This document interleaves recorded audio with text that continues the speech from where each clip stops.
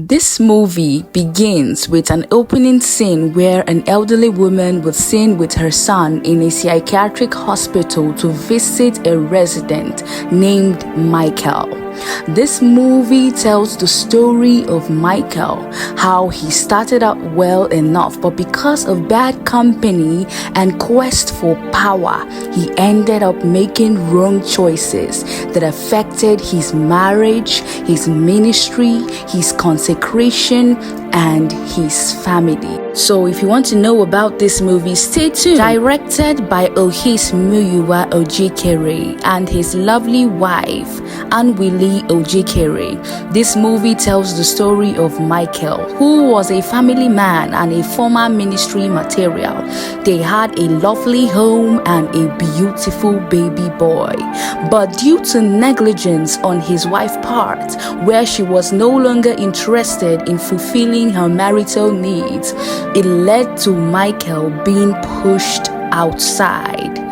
This poses as a warning to young couples who are struggling in their marital life. Please do not neglect your marital duties or your spouse. It makes them uncomfortable and pushes them to the wolves outside. Now, Michael was seen bitterly complaining to his friend CK, who on the other hand is a bad influence on him. After he left his friend CK, he drove back home late at night where he saw a lady standing by the road. Because of the negligence, he decided to give her a lift and in fact pay for her services to satisfy his sexual needs. He was inexperienced at this, but the lady boosted his confidence and made him understand that there is a first time for everything. Unfortunately, Michael did not know what he was getting himself into because this would be the beginning of his problems. Next, they proceeded to go to a hotel where Michael went to the receptionist to book a room. Unfortunately, he didn't realize that Miokukusheshe, as the lady is called, was not a physical being but a spirit being. And while he spoke to the receptionist and decided to book a room for two, the woman was stunned because she could not see another person with Michael. She probably thought he was mental or he was being delusional. All these were not red flags for Michael as he proceeded to indulge in these unhealthy and unfaithful acts. Michael decided to pay for the suits, and in fact, he was happy because his needs were going to be satisfied this night, one way or the other, whether his wife would be the one to satisfy it or not. He was given the key to the room and he proceeded to go upstairs with Miokukusheshe while the receptionist stared in awe, wondering how this world and what it was turning into. They went upstairs and proceeded to unlock the hotel door, while Michael was happy because he knew that very soon he would be satisfied. After the deed had been done, the woman kept telling him that she was in him and he was in her. He cannot run away from her. He pushed her away and left there, rushing to his wife, who was worried sick at home, trying to reach him. All the while he was with this strange woman. She stayed up late at night, dialing his number severally but could not reach him. On his way home, he began to see that Miokukusheshe was no ordinary woman. As she chased him from his car, he ran home immediately. When he knocked on the door, the wife was relieved to hear from him. She ran to open the door and Michael entered inside the house, breathing heavily, claiming that armed robbers had attacked him. He lay awake at night, hearing strange noises and sounds, and was being summoned by Miokukusheshe. Michael knew that he was in grave danger and he had made the poorest choices ever known to man. He stood up and went to the living room where he heard strange noises, wind blowing, sounds and whatnot. Then he encountered Miokukusheshe. She held him captive and told him that he cannot run away from her. She is now his and he is hers. She set him on the chair and threatened to end him, but because she was interested in him, she wanted them to continue their love affair initiated by the love covenant. covenant. She told him how she could give him the world if only he was willing to ask her. Michael was so afraid. He could not imagine being with such a terrible and strange being, so he declined. He begged for his life and asked for forgiveness, but she would not have it. She insisted, but Michael was sorely afraid. This torment was becoming too much for him. He even tried to rebuke her in the name of Jesus, but she rebuked him, telling him that he knows nothing about Jesus. The next day, he decided to tell his friend CK that he had slept with a strange woman and his life was now in trouble. But CK did not believe him. He only thought he was delusional. And shortly after that, the boss came in and said that there was a withdrawal of 20 million naira from the account, and it was only CK and Michael that was in charge of it. Immediately, Miokukusheshe whispered to him that it was the secretary who did the fraud, and now he told them everything that the woman had done from the beginning to the ending, while the boss stood in awe and CK was so shocked. He wondered what had suddenly come over Michael. They proceeded to call security on the woman and arrest her, since it was true. Now CK and Michael sat out and CK was hailing him, asking him what is the source of his newfound power. But Miokukusheshe did not allow him to tell him. He only proceeded to listen to him and tell him different other things, saying it comes upon him suddenly. That was where the name Prophet suddenly was coined from, because the powers just seemed to overcome him by the day. Now CK sat without believing a word he said, but he decided to go further and prove himself to CK while others were watching. Disclaimer: this movie is not to replace the original available on YouTube by the Winlows. Now, Michael decided to tell some secrets about a man that was seated in the restaurant where they were.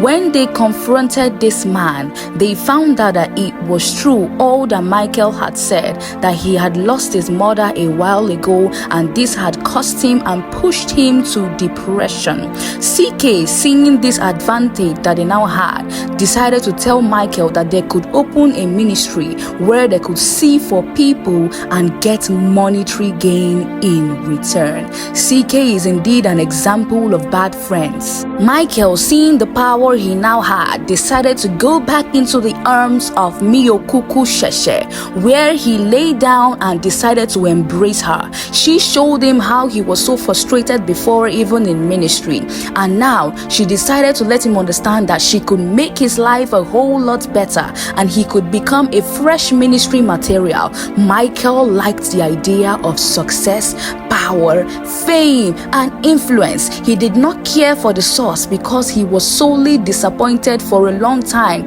and now he just wanted to make it big, even if it means taking from the wrong source. This is so sad because Miokukusheshe proceeded to initiate Michael into a blood covenant. Michael now saw the fame and everything she could offer. She welcomed him into the spirit realm, bonding their soul, spirit, and body together. Michael did not know the details of what he was getting into. All he knew was that he wanted to be prophet suddenly. He wanted to prophesy and wanted to heal the sick and wanted to be rich, influential, and famous. He did not even think of the consequences of what Miokukusheshe was offering him. All he wanted to be was a great man of God and being talked about in the town. She proceeded to take him to the riverside and complete their initiation process. After this, Michael blew suddenly. There was a long line of people waiting to hear his prophetic word because his word of knowledge is always accurate every time. Him and CK seemed to have made it big in this ministry because a lot of people were seeking their services all over the country. Michael could not believe the luck that they had just entered into. He was even willing to do more so as to get more, all with the support of Miokukusheshe. They proceeded to see an honorable woman who they had prophesied to before now. This woman was so happy because the prophecy actually came to pass. She now had come to thank Michael with a token of 50 million naira. Michael was so happy. He could not believe his eyes. He proceeded to thank her, and CK was beyond elated. This woman gave them a check and she left. He even proceeded to pray for her again, saying that she will soon become the next governor.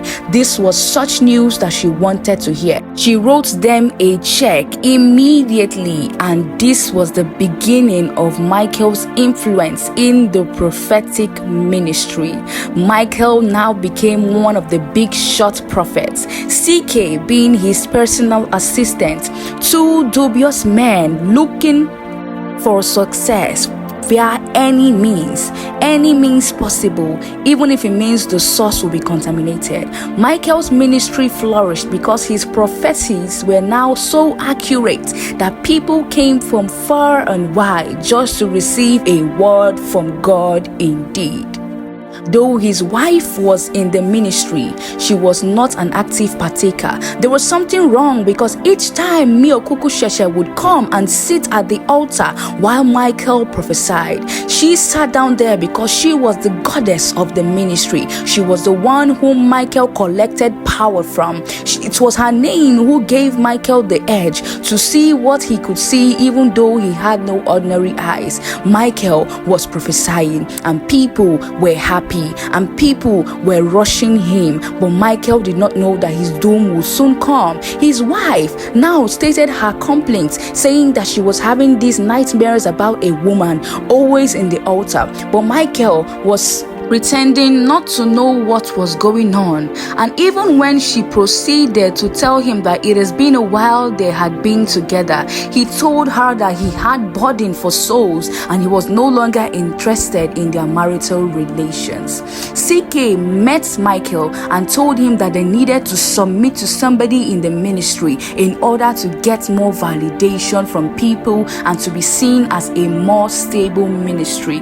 Michael was against it at first, but he decided to go with it. On the other hand, his wife started confronting ladies in the church and found out that Michael had been sleeping with numerous ladies, both married and single alike. She was so devastated. She called her friend quickly and decided to share this bad news with her. The woman did not know what she was going to do, but she knew that she was in trouble. She then decided that she was going to confront Michael no matter the cost, no matter what it was going to take her. She was so surprised that even underage girls, this was what Michael was doing. She called her friend, and when she confronted Michael, he did not deny it. She even slapped him because she was so pained, and Michael told her he was going to change. He told her that it was just small fornication. That was what he said. Then his wife began to beg him, telling him to stop, that why was he bent on ruining their marriage. Now Michael persuaded her. He told her that he was going to stop. This made them to make up, and then the wife was crying because she didn't know what to do. Michael was, after all, her husband. Michael decided to visit a renowned prophet in the city. He thought he could see this man of God buy his spiritual fathership with a check. Unfortunately for him, this man of God, who is Apostle Arome Osai that starred in this movie, refused to collect anything from Michael, and he proceeded to tell him that spiritual sonship is not bought, but it is gotten in consistent following over time. Michael saw that no matter what he said, this man would not budge, neither would he take the check. Disappointed, Michael left the office. He realized that he had made a grave mistake, and he was so disappointed at his actions. He even had to go back to meet Miokukusheshe and was so angry at Apostle Arome. On the other hand, Miokukusheshe was so angry at him, asking him why he had to go that length for spiritual covering. Michael lamented to himself so much. He was looking for ways to pay Apostle Arome back in his own measure, but that did not happen. Miokukusheshe even warned him that he should never go back to Apostle Arome, because in her own words, she detested the man. She did not want anything to do with him. But Michael did not understand what she was saying. Before you know it, Michael and his wife awoke in the night by their maid calling them that something was wrong with their son, and he was no longer responding. Unfortunately for them, they went downstairs and saw their son lifeless. She said he just fell and there was nothing they could do. This was how their son died. He lost his life as a consequences of Michael's bad actions. The wife was inconsolable. He even went back to meet Miokukusheshe and asked her why all these bad things were happening to him. Then she proceeded to tell him that these were part of the little sacrifices he had to pay for the fame and riches that he was getting. The wife was inconsolable. She could not believe that her only boy was out of this world because of Michael. She was so angry and she would not be consoled. Michael, on the other hand, knew the reason why his son was dead, so he could not do so much. She became so angry that she decided to pack her bags. She said she was going to leave him and there was nothing that he could do, that she would no longer stay in the marriage with a man where things were falling apart for him. She packed her bags and decided to leave Michael, even though her friend was begging. She proved abortive. She went ahead to go, saying that she could no longer stay in this marriage. She was fed up with everything that Michael was doing. Michael, devastated, went to meet Apostle Arome. He needed consolation, and Apostle told him that it is impossible to seek for God and fame in a wrong place, that a man's motive for ministry had to be checked thorough. He must understand that ministry is for God and not for what a man will gain. He even went ahead to tell Michael that he had to check himself. Why was he trying to do ministry? It's not about being prophetic, but where are you prophesying from? Which source are you using in all your prophecies and ministrations? Is it from God or where is it? He decided to tell Michael that there is a strange spirit which was hovering around, and even there he proceeded to cast Miokukusheshe out. Michael was now uncomfortable because he felt like his cover was blown. He quickly had to leave Apostle Arome. He left that place knowing that he was in problem with Miokukusheshe. Miokukusheshe appeared to Michael, telling him that her body was on fire and she was in pains, and she told him that she had warned him about Apostle Arome, but Michael would not hear none of it. He knew he was in trouble, but now it was too late for him to go back the place where he was coming from. Miokukusheshe consoled him and told him that he could never get rid of her. When he left there, she decided to go to his friend CK and kill him because she felt cheated, because she wanted to show Michael that she was the boss, and if she disobeyed him, his own life would be in danger. Unfortunately for CK, he was killed in the battle. Michael, stuck in traffic, could not do anything. He was so scared, but that was nothing that he could do. Miokukusheshe killed CK in cold blood, strangled him, and left his body for Michael to discover for himself. She laughed and was happy at what she had done. Michael, on reaching the house of CK, saw that his friend was lifeless and he began to cry. He called on Miokukusheshe, daring her to come and face him because he was probably tired of their deal. When she came, she told him that there was nothing he could do and he was no longer liable to call the name Jesus to save him because he was a sinner and his hands were filthy. His hands were filthy with fornication, adultery, money laundering, and fake prophecies. She told him that they were bound together and there was nothing that Michael could do. Michael Michael, trying to play smart, wanted to go away, but she afflicted him with madness. He became insane immediately. He was seen looking very distraught and confused and laughing with himself and by himself. This is a sad tale of Michael. This was how the story of Michael came to an end. Unfortunately for him, this was how the story of Michael came to an end. It is a warning to those who want to go into ministry via wrong sources, not minding the consequences of their actions. Be warned, ye men of God. It is not enough to quest for ministry. Another thing is to know what are your motives. This was a story that a woman narrated to her son for him to check himself and know if he was going into ministry for the right reasons. You have to learn from this movie. Let us be careful with our choices and where we choose to get our source of power from. Remember, God is the only source of power. Be wise. Please subscribe to this channel for more amazing recap of your favorite movies.